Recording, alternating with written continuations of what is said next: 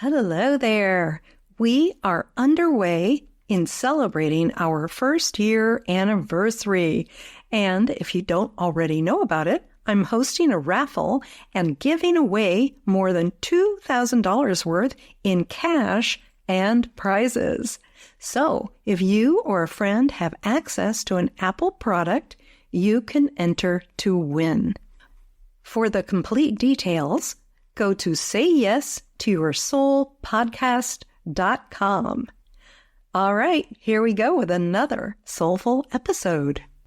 And in my heart, I believe that it is time for women to come into that feminine power, to be clear, to be sure, and especially to be themselves. Hi there. My name is Tessa Lynne Alburn. Welcome to Say Yes to Your Soul.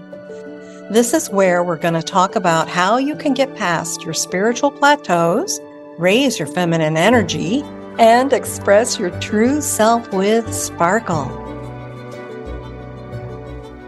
Hi there. You know, whether someone invited you here or you found it yourself, I'm really glad that you're here. This is a podcast for women who are deep, good, caring women. And you know that there's a way to get unstuck and know that there's something calling you to an even more fulfilling way of being where you get to be heard and understood. And this is a place where you also get to feel the truth of who you are on a regular basis, right? When you're that person, you get to express all her facets. Now, doing a podcast is definitely not a natural thing for me. I've had to learn how to do it, to do all the elements of it, to do all the planning of it, and then, of course, to do the speaking of it, the communicating. But the real core of what this has been about for me is getting to that place, learning to have my voice and learning how to let myself be heard and to truly believe in myself, that what I have to bring, what I have to share, and the connections that I'm making with other people to bring them to you and to finally express myself in a way that's also in alignment with my highest values. All of these things I needed to learn, and I'm very grateful to have done that because I want you to get the support that you need. Now, in my life today, at first glance, you wouldn't know that I grew up without a voice. Usually when people first meet me, they think I'm like super outgoing and adventurous and all this stuff that they see on the surface. And while some of those things are true at times, I grew up not even knowing or dreaming or even asking myself like what I wanted to be. And nobody else asked me. So I didn't know what my life could become. I wasn't dreaming about becoming this or that until years into my adulthood. And then I think the other thing that isn't obvious to most people, because I find myself constantly in situations where I need to set boundaries because people don't get that I'm not like super strong. I look pretty resilient on the outside, but I'm not that strong. And I'm also not super outgoing. I can't maintain that bubbliness and like the ability to interact with a lot of people without stopping and pausing and going into a quiet space. Growing up, I had the kind of childhood where I needed to walk on eggshells, partly because I was misunderstood. I was an introvert in a house of extroverts, and there was always something going on with other people. My mother was very social. My dad was social, although he did most of his socializing outside of the house. But my mom would do it in the house, and my sister was pretty outgoing, and I just wasn't. And I kept receiving this message that I was too sensitive over and over and over. If I had a tear come to my eye, I'd, be sent to my room and told to stop crying. That was normal for me. Like it happened over and over and over. Why are you crying? I was like crying because I was scared. I wasn't comfortable to be myself. I didn't know how to interact with my own family. So in response to that, or in reaction to that, I hid out outside of the house. And one of my favorite areas to hide out in was the woods. We were in a neighborhood that was surrounded by undeveloped land.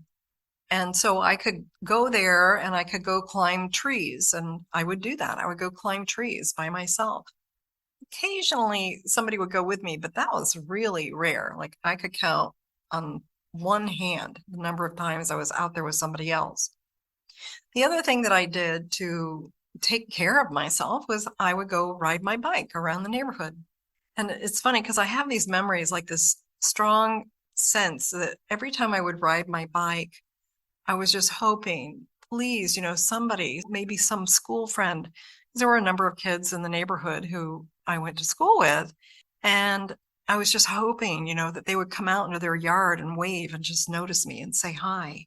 I felt pretty invisible most of the time. So I spent many hours, many days riding bikes alone. I spent hours upon hours climbing trees. And my primary survival mechanism when things got like sketchy at the house or felt dangerous, I would just freeze. Right. So my mom had some anger issues and she would go from like happy, social, this, that, the other to just exploding. And that was really scary for me. And a lot of people might have fought her, or my sister would fight her now and then. She was good at the verbal punch. And a lot of people might run away, right? So we know about fighting and fleeing. But my response was to freeze. I was just like a deer in those proverbial headlights.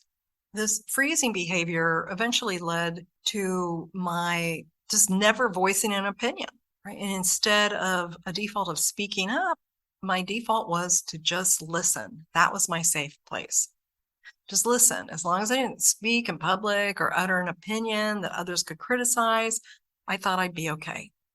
And when I was put on the spot, like asked a direct question, I found comfort in being the good girl and just like reporting back that I was doing well in my grades. So getting good grades, being the good girl became important because it was really the only thing I felt comfortable enough even to talk about.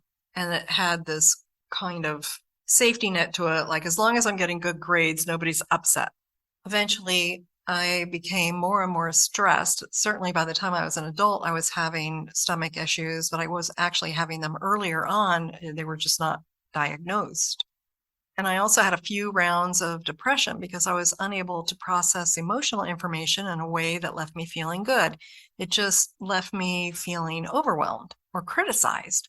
So all of that kind of led to this low energy. Like I was always on the blue part of the emotional range and feeling down. So at some point in my young adulthood, I started to realize that if I was going to break the cycle of disconnection in myself and with the universe, that I needed some kind of deeper healing. And so I started that journey. As I endeavored to have more meaning in my life, to make sense of things and to receive some kind of help, I started to ask, like, who's going to be able to help me with that? And I looked and I looked, I read so many books, and I started to see therapists, and this is in my mid-20s. I then started to find healers. And the minute I came across something called soul retrieval, I knew that that was something that I needed. And that was a little more out there, a little more esoteric, but there was no denying it. I knew that I needed it. All the therapy that I've been doing and all the practices and skills that I was doing weren't getting me over that edge. And I just kept cycling up and then cycling back down. And so I learned to fill up and bring back my fragmented parts, myself, all my essences. And now, rather than feeling like a little bit disembodied from all those freeze states, I am now grounded and I'm here on the earth and I can manifest things better as a result. I can bring things into reality now and not just feel like I'm going through the motions of life or that I'm just here to serve other people, because that was certainly a big piece of things. Later on, when I was in my professional life, I began noticing some themes. And in one of the certification courses I was taking, I noticed that people didn't always respond well to my communications. And somehow when I did speak up, people would experience me as abrupt. And I was noticing that also in some of my friendships. And people would be reactive to me when I was just trying to share something. And they'd judge me and they'd be like, you shouldn't be that way, or you shouldn't say that. And then I would get cut off and not be able to finish my thought. And after, enough of that happened over time, I began to study things like nonviolent communication and public speaking, as I knew something wasn't connecting. A couple of things that I took away from those studies were first about compassion. Right? Compassion was a huge piece of my learning, and to be kind to myself. When I talk about compassion, at first I didn't know how to be compassionate with myself at all. So I practiced compassion on others. And that also helped me to feel safe. So I had the sort of like this protective, compassionate stance. And then there was like an authenticity piece.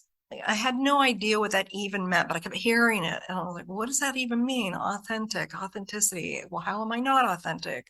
Aren't I being authentic when I try to say what I want to say? And then finally, I understood at a certain point what it meant to be authentic. And just I'll say briefly, like that really is about being in connection and knowing who you are and expressing from that place of soul.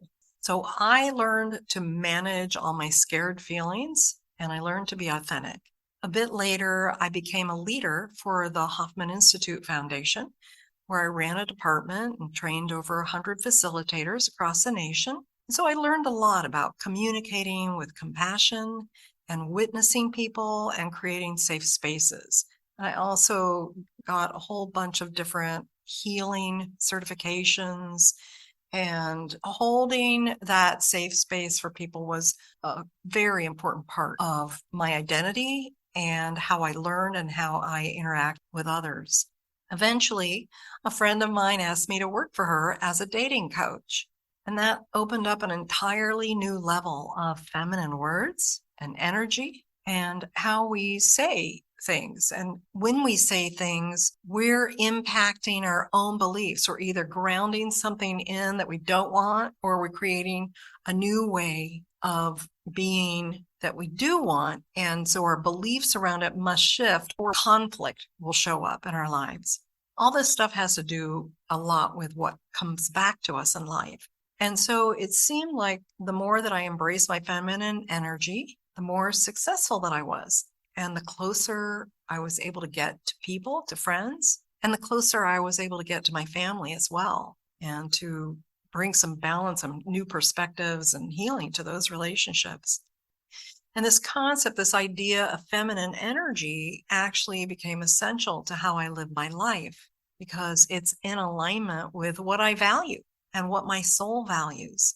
And I would say that it's eliminated probably at least 99% of the pushback I used to get in my earlier life, especially the pushback from men and people in authority. So all of that's turned around. And one of the things that's resulted from the work that I've done over the years is recognizing my passion for helping women to uncover what really matters to them, and also to help them see new ways to create their dreams, to fulfill their dreams, and have a life that's interesting and has meaning for them. And I don't mean just like the everyday, like my family has meaning for me. I mean deeper stuff, right? The stuff that lights them up. And maybe your family does light you up, but there's also something about being really present to yourself and bringing your full self to those relationships. And I find working with clients that there's kind of like a veil around what women really want, or a lack of clarity around what they want. So in my own journey, I learned to ask the right questions and to obtain the skills that would help me see my own vision through, and to do that without falling into self-doubt or into self-criticism. A key component for me was something that was really important, was that I wanted to be closer with people, not just like go do my work, on myself and feel good about myself. I wanted to have greater connection with others. And I wanted to get over like the whole isolating myself, whether it was personally or professionally. So eventually I got the calling to step out and run my own business. And this was rather unexpected for me. I'd never had the thought that I would want to run my own business one day. I was content to go here and go there and do a little floating and maybe work for a few years over here. But this calling came in and I could not deny it. Suddenly I was just consuming information to help me learn and to kind of light up those ideas. Like, what does this even mean? What could it look like? And I don't even know why I wanted to do it, but it just filled me and it gave me the chills. Like, it really moved me forward, paying attention to this desire to have my own business. Well, for some of my clients, it's not about having a business. It might be about something else. It might be living somewhere or pursuing a particular interest or having a particular relationship. But having a business, it was a thing that was missing that I didn't even know was missing. And it was a thing that would allow me to actually be fulfilled on a level I could not even imagine. And so I let go of the safety of the paycheck for that. But I have to tell you, the thing that scared me the most was not the paycheck. And believe me, I could have used that paycheck. But as much as I needed that paycheck, the thing that scared me the most was knowing that if I was going to have my own business, I would also need to have my own voice and to believe in myself enough to trust that I actually had something to bring, something to say, and that I could find a way to say it. So I had to get to that place of myself where if I discovered that people didn't like what I had to say or they judged me, that was their choice. I had to be okay with that. I needed to learn to depersonalize and recognize that other people are totally entitled to their opinions, even if they're judgmental or critical. That's their right. It's their choice. But I needed to learn not to take it on. And so now I feel like more than ever is really the time for the Say Yes to Your Soul podcast. And it's time for me to share my message. I think there's something happening in the consciousness, global consciousness, in the energy of the planet. There's a lot going on. And I think there have been enough shifts in the collective at this point, enough conversations happening to help bring Earth and all her people back into balance and harmony. I think it's no coincidence that we're in the age of Aquarius, where in this age, like the structures of the past topple down so that there's new opportunity, right? And this is all about breaking down of the old systems so there's an opportunity for us to come together in new ways and create a new version of our best selves. And I think we can do that with greater connection and understanding of one another. You know, years ago, I learned a word, I forget what the book was that I was reading, but I was really looking at it. And at first I was trying to comprehend what it meant. And eventually I really got it. And something in me shifted. And that word was interdependence, not just independence, which we definitely can put on a pedestal in the US of A. As I think as a country that broke away from another country and, put an ocean in between, there is that very strong pioneering spirit, individualism, right? Freedom, independence. But if we keep doing that, we're going to drive ourselves away from one another. There were certainly themes in my family around being independent. I was, from the time I think it was 12, I had this, maybe before, but for sure, by the age of 12, I was like being pushed away from my family. Go be independent. Somehow I was supposed to be independent. I didn't really know what that meant. It just didn't feel good. It's like they were trying to get me out the door, but I was not ready. And don't ask for help. That was a problem with that thinking. I know that they were doing it because they thought, oh, if she's independent, she'll, make something of herself and then we don't have to worry about her. But it basically felt awful. It felt like, don't ask for help. Don't ask us for anything. And, you're bad if you do. And I tested that out a couple decades later. And I was right. That's exactly what happened. I was made to be a bad person because I asked for something. I asked for support from a family member. and just got completely shut down. And I was just looking for information. It wasn't like some big ask. So you could be feeling that way too. You could be feeling like, I can't ask for help. I can't get the support I need. And maybe you're the one that's giving it all. You're the support person. You're giving to everybody around you, and that's keeping the status quo. But this is the time we need the divine feminine to have a stronger voice. And one of the ways we bring the divine feminine to the earth is through us, through being feminine. Collectively, we're all part of that. We each express unique facets of the divine feminine. We're going to need to be willing to be heard and to take more risk when the time is right? To not just be in the shadows or be that secondary or the support person, but to really be heard for your ideas. I want you to be heard for your inspirations, your knowing, and just your reflections, like your truth, your feelings. And in my heart, I believe that it is time for women to come into that feminine power, to be clear, to be sure, and especially to be themselves. Now, I'm not talking about being a defended version of yourself. I think we do see a lot of that going on, a lot of masculinized women who are sort of in this protection mode of needing to defend. That is not what I'm talking about. It's not about being tough or getting along in a masculine society. It's about being you and belonging there just as much as everybody else.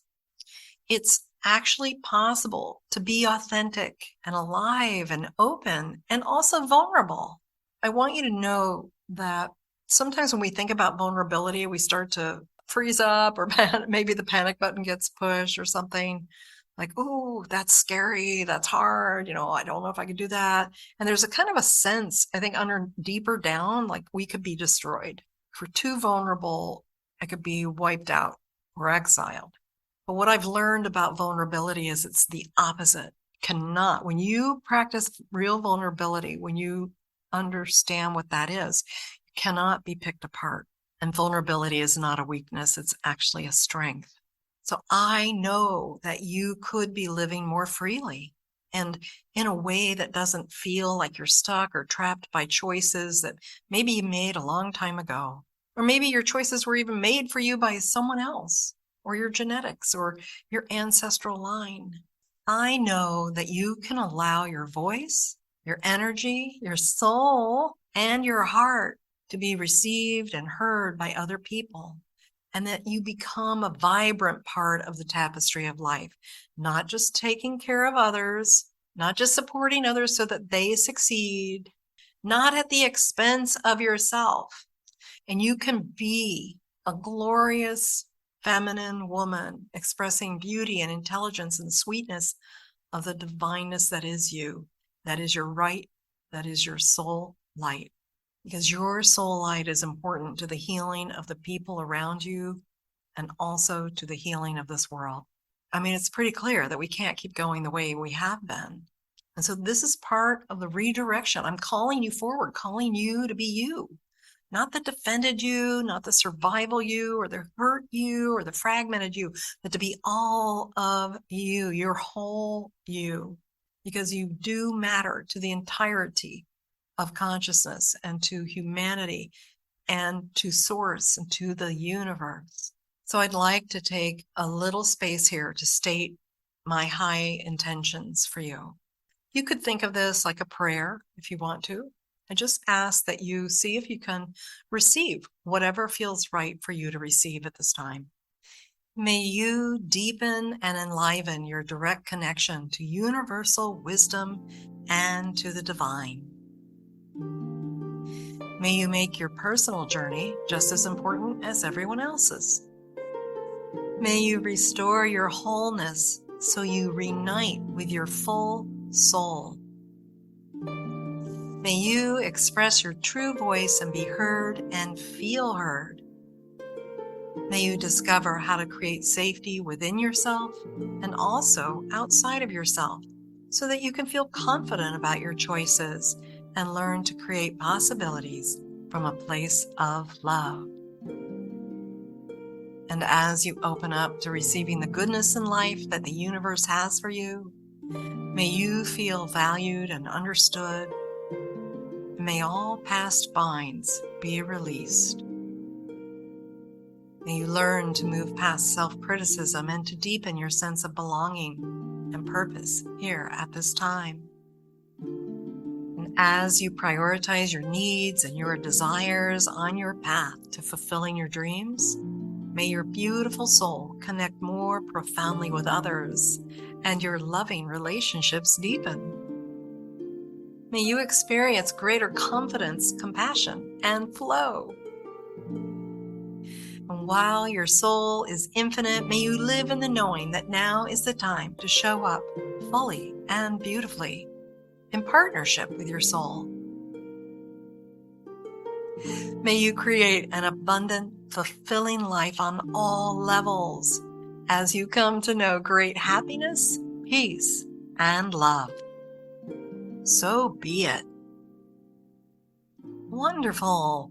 Thank you for taking that in and for receiving the energy, the words, whatever it was that resonated for you. And I invite you to allow it to continue to grow in your heart. I look forward to getting to know you. So come back and listen again and go on a journey with us. Go on a journey with me and with the other guests that are going to be here week after week, show after show. Blessings and light. All right. Thank you for joining us for this week's delicious episode. Before you jump off, I wanted to remind you to get entered in the raffle this month because I'm giving away more than $2,000 worth of prizes in both private sessions and actual cash. What are those prizes, you ask? Well, one of them is a private 75-minute soul light healing session with me. And that can be healing on various levels.